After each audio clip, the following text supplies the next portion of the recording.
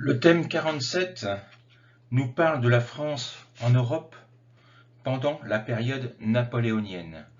C'est une période très riche en événements et en éléments importants qui auront des relations directes avec ce qu'il se passe de nos jours en France. Et donc, il est important de s'y attarder. C'est pourquoi j'ai décidé de vous proposer 4 vidéos différentes sur ce thème 47. Une première sur le consulat, c'est-à-dire la période qui va de 1799 à 1804. Une deuxième sur l'Empire, 1804-1815. Une troisième sur la Restauration, 1815-1830. Et enfin une dernière sur la monarchie de Juillet de 1830 à 1848. Voici donc la première des vidéos.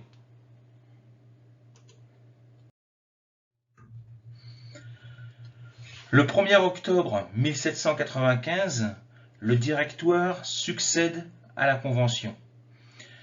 Dans ce nouveau régime, le pouvoir législatif est partagé entre deux conseils, les 500 et les anciens. Et l'exécutif est confié à un directoire de 5 directeurs, de façon à prévenir toute dictature. La reprise économique est extrêmement forte. Le directoire, pourtant, manque énormément d'argent. Et il invite ses généraux à rançonner les pays qu'il conquiert. Le général qui y parvient le mieux, c'est Napoléon Bonaparte. Ensuite, Napoléon va écraser l'émeute royaliste du 5 octobre 1795 et il vainc également les Autrichiens en Italie. Il impose ensuite, dès 1797, la paix à l'Autriche par le traité de Campo Formio. Le Directoire en profite pour exporter la Révolution. Il crée des républiques sœurs en Italie, en Suisse, sur le modèle de la France. Et il envoie également Bonaparte conquérir l'Égypte. Pourtant, 1799, la République est en grave crise parce qu'elle n'a absolument plus d'argent. Elle cherche donc un homme fort qui puisse la sauver. Et justement, Bonaparte revient d'Égypte, auréolé de gloire, et par le coup d'État, et ça ils ne s'y attendent pas du tout, par le coup d'État des 9 et 10 novembre 1799, il renverse ce régime du Directoire, et alors on peut considérer à partir de ce moment-là que la Révolution française est terminée.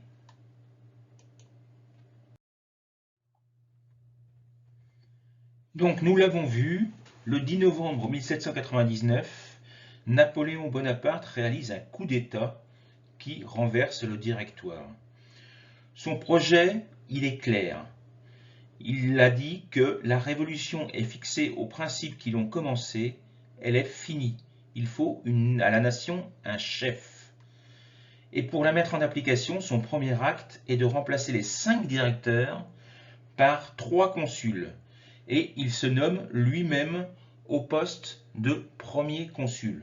Alors le mot de consul fait référence bien entendu à l'Antiquité romaine. Les consuls étaient des magistrats élus qui exerçaient les pouvoirs politiques et militaires au nom du peuple. La première chose que Napoléon va faire, c'est mettre en place de nombreuses réformes. Et tout d'abord, une réforme politique en instaurant une nouvelle constitution pour fonder un régime plus fort et plus stable. Et donc, dès le mois de décembre 1799, la nouvelle constitution est promulguée, la 4e depuis 1789. La Constitution va appliquer le principe de la séparation des pouvoirs, mais elle va privilégier le pouvoir exécutif qui sera donc détenu par 3 consuls nommés pour 10 ans. Le premier consul, Napoléon Bonaparte lui-même, concentre toutefois beaucoup de pouvoir, car il est capable donc de commander seul l'armée, il nomme seul les ministres et les fonctionnaires, et il propose seul les lois.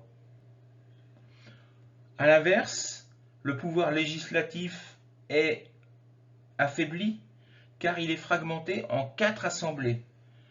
Une première assemblée qui prépare les lois, une deuxième qui les discute, une troisième qui les vote et une quatrième qui les vérifie.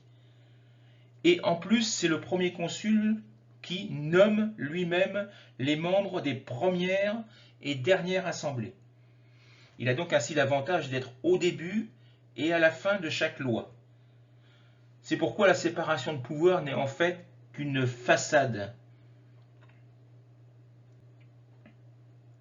Le pouvoir législatif est contrôlé par le pouvoir exécutif et donc par Napoléon Bonaparte lui-même. Il fait le choix du suffrage universel masculin, c'est-à-dire qu'il permet aux Français de rester des citoyens acteurs de la vie politique grâce au vote. Mais il s'agit en fait d'un suffrage universel en trompe-l'œil. En effet, si tous les hommes peuvent voter, quel que soit leur niveau de richesse, ils ne peuvent être que des listes de notables. Ils ne votent pas directement pour des personnes, mais pour des listes de notables, c'est-à-dire des riches propriétaires, des industriels, des fonctionnaires. Et c'est Napoléon lui-même qui désigne dans ces listes les membres des assemblées qui discutent et votent les lois. Donc c'est une illusion de république et c'est Napoléon lui-même qui concentre tous les pouvoirs. Il va innover également en proposant aux citoyens français des plébiscites, c'est-à-dire des votes dans lesquels ils doivent répondre par oui ou par non pour instaurer cette nouvelle constitution. Cependant, là encore, l'organisation du scrutin ne permet pas aux opposants de s'exprimer librement, parce que voter non, c'est prendre le risque de subir les représailles du régime, puisque le vote n'est pas fait dans des isoloirs comme aujourd'hui, mais on doit signer devant tout le monde des registres à côté de son nom en cochant oui ou non. Donc, il y a un risque de représailles et évidemment, tout le monde vote oui.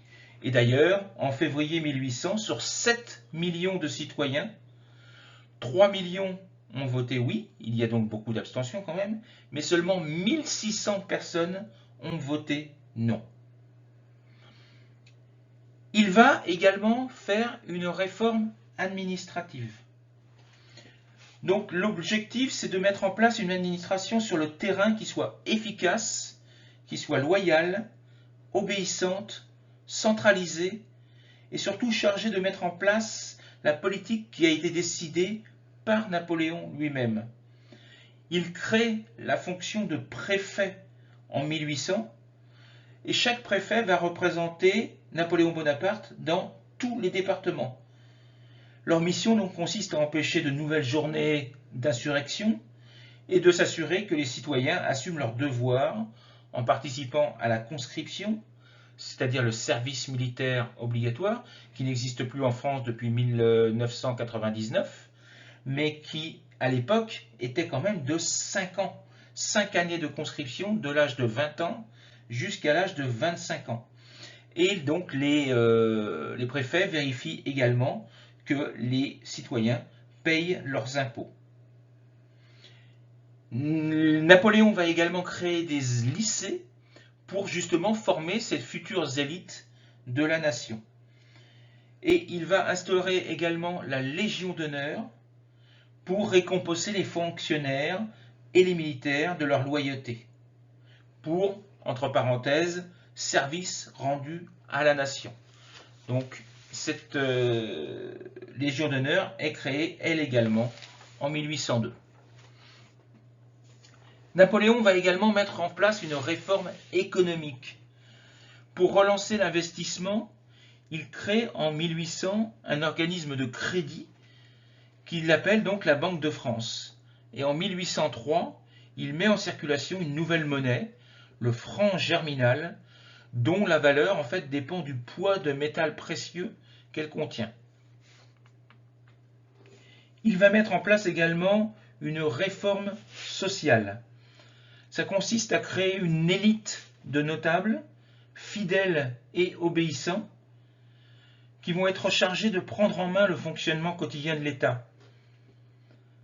Donc le consulat va instaurer une société à deux vitesses, en fait.